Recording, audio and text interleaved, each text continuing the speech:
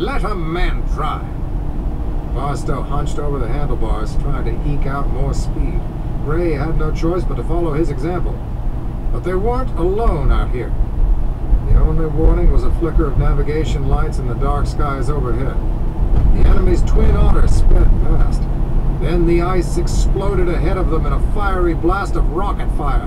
Bloody hell, Barstow hollered. Hold on to your asses, gents. The pilot swerved around the smoking freighter and sped toward the only shelter. He made another fast turn, casting up a rooster tail of ice and snow, then skidded sideways under the sliding station, passing cleanly between two of the four giant hydraulic skis holding up that module. Kowalski groaned.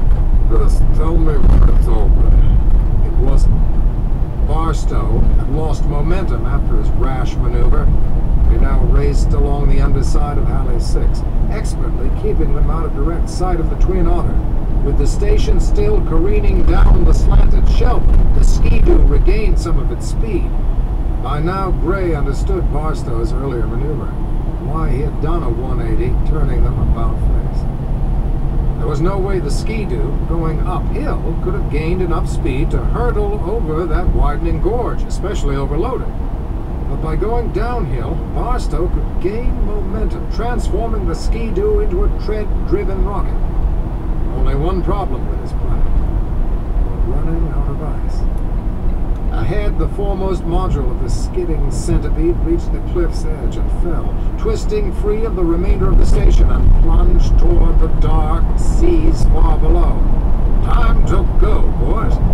Barstow angled away, flying between two of the towering skis and back out into the open. They fled slightly upslope now, racing away from the station as it fell piece by piece into the Weddell Sea. Ahead, their small section of dislodged ice teetered at a steep angle away from the flat expanse of the larger Brunt ice shelf.